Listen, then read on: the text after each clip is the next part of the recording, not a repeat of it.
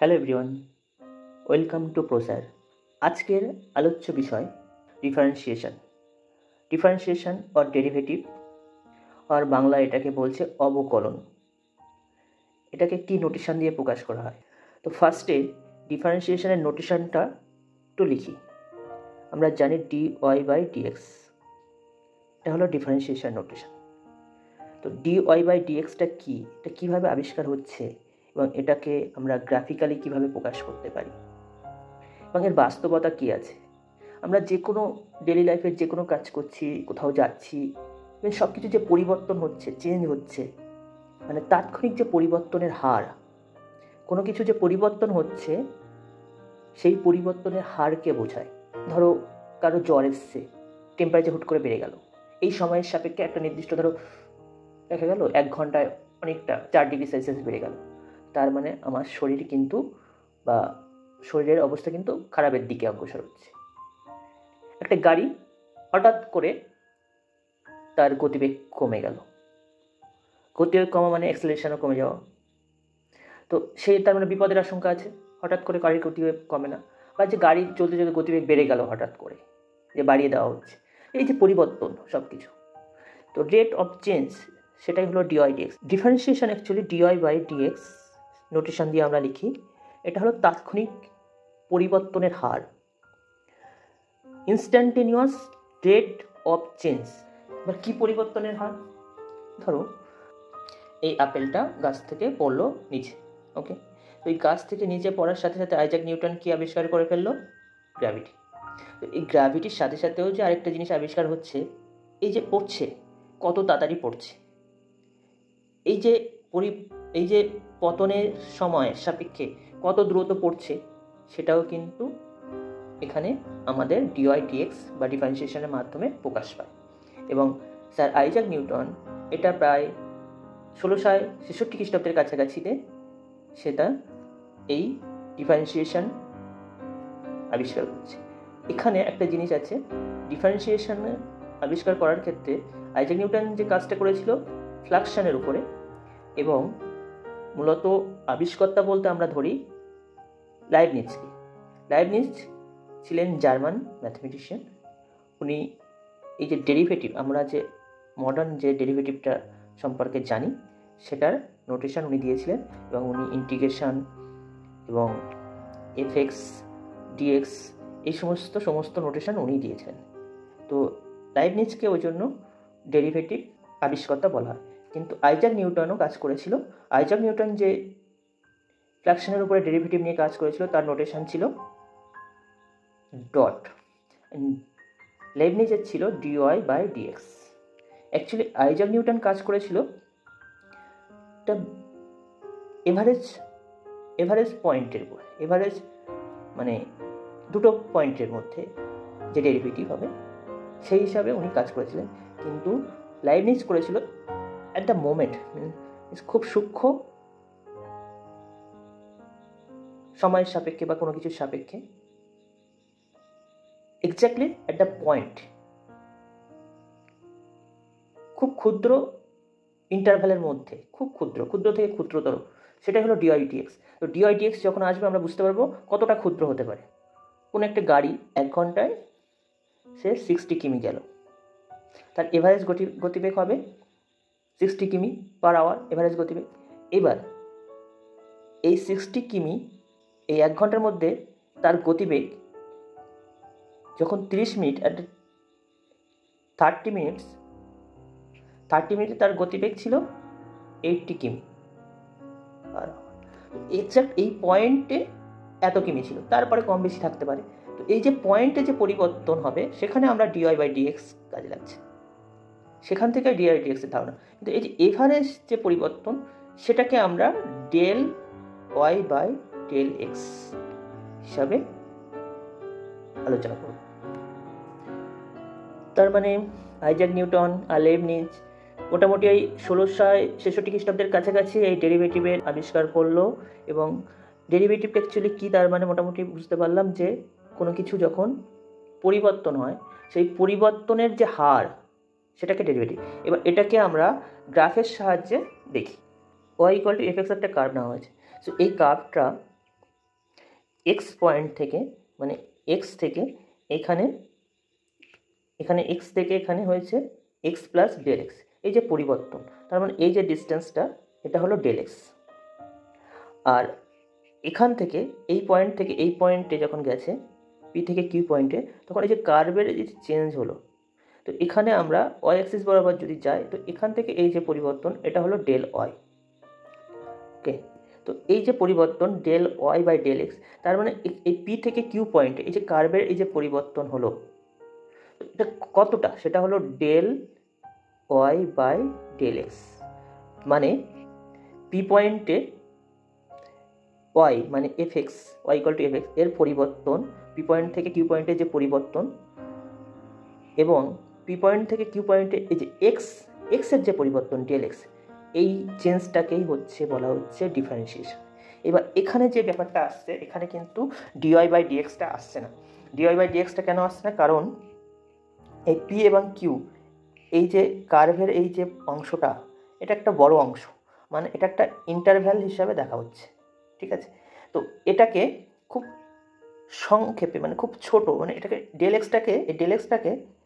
এক্সটাকে যদি tense to zero করা হয়, মানে জিরোর কাছাকাছি, নট জিরো অ্যাকচুয়ালি, জিরোর কাছাকাছি, এটাকে লিমিট বলা হয়, মানে 0.000000001 এরকম আরও জিরো আসতে পারে। এর কাছাকাছি যখন যাবে ডেল এক্সটা যখন আরও ছোট হয়ে আসবে, মানে ধরো এরকম জায়গায় চলে আসলো, তখন ধরো পি পয়েন্ট, মানে এক্স্যাক্টলি ধরো পি পয়েন্টে কার্ভটার কতটা পরিবর্তন হচ্ছে। তো সেই ক্ষেত্রে ডেল ওয়াইয়েরও এরকম কিছু একটা পরিবর্তন হবে, ডেল ওয়াইটাও এরকম। এটা যদি ডেল এক্সটা 0.001 সেই সাপেক্ষে এই কার্ভ অনুযায়ী ডেল ওয়াইয়েরও পরিবর্তন হবে, সেটাও খুব ছোট হবে, এতটা হবে না, এই যে এতটা পরিবর্তন এতটা হবে না, এটা নিশ্চয়ই অল্পই হবে। তো সেই যে পরিবর্তন সেটা হলো ডিওয়াই বাই ডিএক্স। কীভাবে লিখছি দেখো, del y by del x limit del x tends to zero, মানে জিরোর কাছে, তখন যে ভ্যালুটা আসছে ডিওয়াই বাই ডিএক্স। এই হলো ডিওয়াই বাই ডিএক্স এখান থেকে আসছে। এটা একটা এভারেজ, এবং সেই এভারেজটাকে যখন কোনো একটা পয়েন্ট, এক্স্যাক্ট পয়েন্টে আমরা নির্ণয় করি, তখন কিন্তু ডেরিভেটিভের এই ধারণাটা আসছে, খুবই ক্ষুদ্র অংশে যে পরিবর্তন হচ্ছে এই কার্ভটা অ্যাট দ্যাট পয়েন্ট। এবার এখানে একটা জিনিস ব্যাপার আছে, এই ধরো কিউ পয়েন্ট বা পি পয়েন্ট, এখানে এই যে ডিওয়াই বাই ডিএক্স, এটাকে কিন্তু ট্যানজেন্ট বলে, স্লোপ অফ ট্যানজেন্ট। মানে ধরো এখানে এই যে ট্যানজেন্ট কিউ বিন্দুতে যে ট্যানজেন্ট হলো, এই যে ট্যানজেন্ট এটা এর স্লপ হলো ডিওয়াই বাই ডিএক্স। তো এই স্লপের মাধ্যমে আমরা এই কার্ভের প্রত্যেকটা পয়েন্টে আমরা স্লপ পেয়ে যাব, সেটাকে আমরা ডিওয়াই ডিএক্স বলি। মানে ডিওয়াই ডিএক্স বলতে আমরা যে কোনো একটি কার্ভের ওই পয়েন্টে যে ট্যানজেন্ট থাকবে, সেই ট্যানজেন্টের স্লপ, এটাই হলো ডিওয়াই ডিএক্স এর গ্রাফিক্যাল রিপ্রেজেন্টেশন। এবার ডিওয়াই ডিএক্স এর ডেফিনেশন বা সংজ্ঞা বা ফর্মুলাটা কি, সেটা আবার দেখি। অ্যাকচুয়ালি দুটো গ্রাফ একই গ্রাফ, এখানে আমরা এইচটাকে ইন্ট্রোডিউস করছি। তো এইচ বলতে আমরা ডেল এক্সটাকে আমরা এইচ ধরছি, এইচ বলতে আমরা ডেল এক্স, মানে এক্সের যে বৃদ্ধি, এটা অ্যাকচুয়ালি ডেল এক্স। সো আর কিছুই না, সবগুলো সেম আছে। তো এখানে আমরা এরকম ধরো এই বিন্দুটা যেমন পি ছিল, সেটাকে পি ধরছি, এটাকে কিউ ধরছি। তো সেই ক্ষেত্রে আমাদের এখানে যে পরিবর্তন, এটা দেখতেই পাচ্ছ যে এখানে এক্সের যে পরিবর্তন হয়েছে ডেল এক্স সমান এটা হচ্ছে এক্স প্লাস এইচ, যেহেতু এটা সমান এইচ, ডেল এক্স সমান এইচ। তো এই এইচটা আমরা ব্যবহার করব ডিওয়াই বাই ডিএক্স এর যে ফর্মুলাটা আছে সেটার জন্য। আমরা ডিওয়াই বাই ডিএক্স সমান কি লিখতে পাচ্ছি,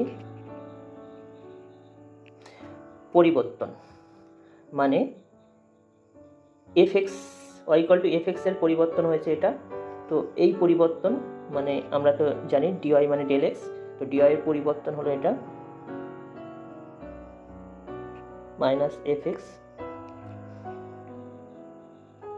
বাই ডেল এক্স বা ডিএক্স, তার মানে এইচ, এবং এই পরিবর্তনটা হবে লিমিটের সাপেক্ষে। লিমিটটা কেন নেওয়া হচ্ছে, এটা খুব ছোট মানে সংক্ষিপ্ত পরিসরে, মানে এই যে পুরো পি থেকে কিউ এই পুরো জায়গাটা না, ধরো পি পয়েন্টে, ধরো কিউ পয়েন্টে, ধরো এখানে একটা পয়েন্ট আসলো আর পয়েন্ট, মানে খুব ছোট জায়গার সাপেক্ষে এসটা যদি খুব জিরোর কাছাকাছি হয়, জিরো নয়, তো সেই ক্ষেত্রে যে পরিবর্তনটা হবে এটাই হলো ডিওয়াই বাই ডিএক্স এর ফর্মুলা। এখানে এই ইকুয়েশান থেকেও আমরা পেতাম, সেটা কীরকম হতো, del y by del x সমান কি পরিবর্তন, এভাবে আমি লিখতে পারি f x plus del x minus f x by del x, just এটা।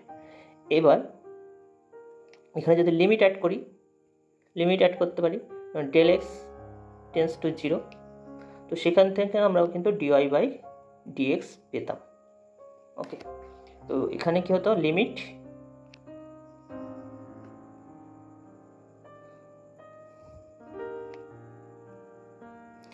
Del y by del x,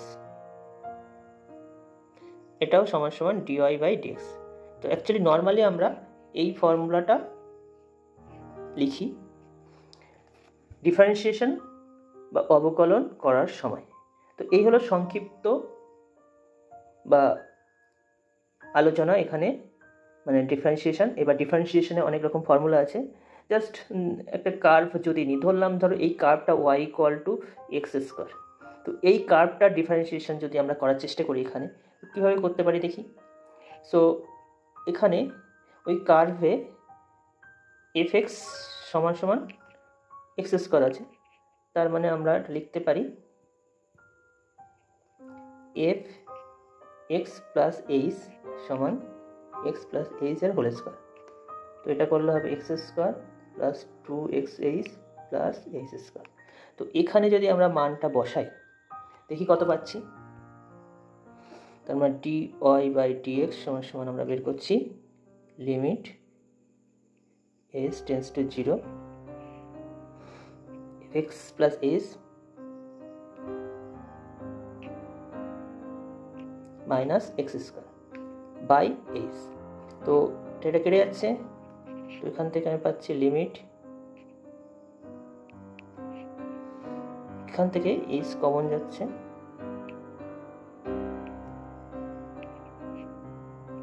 নিচে কেটে যাচ্ছে। এবার এস টেন্স টু জিরো, মানে আমরা নর্মালি এরকম যখন থাকে তখন এখানে যখন ভ্যালুটা বের করতে হয় তখন জিরো বসিয়ে দিই, limit to zero two x plus zero হয়ে যাচ্ছে টু এক্স। তার মানে আমরা এর যদি ডিওয়াই বাই ডিএক্স নিই এফ এক্সের, তো আমরা যে ভ্যালুটা পাবো সেটা হলো টু এক্স। তো এইভাবে কিন্তু আমরা ডিফারেন্সিয়েট করতে পারি। ডিফারেন্সিয়েশনে অনেক রকম ফর্মুলা আছে, এই ফর্মুলাটা এখানে যদি আমরা ডাইরেক্ট ফর্মুলা ইউজ করি x to the power n dx, তো এর ফর্মুলাটা হলো n x to the power n minus one. তো এইভাবে কিন্তু আমরা ফর্মুলা বেসও করতে পারি। তার মানে এখানে ফর্মুলা বেসে করলে এন বলতে টু আর x square, y equal to x square হলে এর ডেরিভেটিভ করলে ডিওয়াই বাই ডিএক্স এর কী হবে, টু আগে চলে আসবে এক্স এর মাথায়, টু মাইনাস ওয়ান সমান টু এক্স। এইভাবেও করতে পারি ফর্মুলা বেসে। তো এরকম অনেক ফর্মুলা আছে, সেই ফর্মুলাগুলো আমরা বিস্তারিত দেবো, আলোচনা করব। আবার এই ফর্মুলা দিয়েও কিন্তু আমরা যে কোনো লিমিটের মানে যে কোনো ডিফারেন্সিয়েশনের মান বের করতে পারি। তো সবচেয়ে বড় ধন্যবাদ দিতে হবে আইজ্যাক নিউটন আর লেভেনজিসকে। আর ডিফারেন্সিয়েশনের উপরে আরও অনেক সমস্যা, অনেক প্রবলেম সমাধান আমরা করব, তো আমাদের সাথে থাকো। So thank you everyone.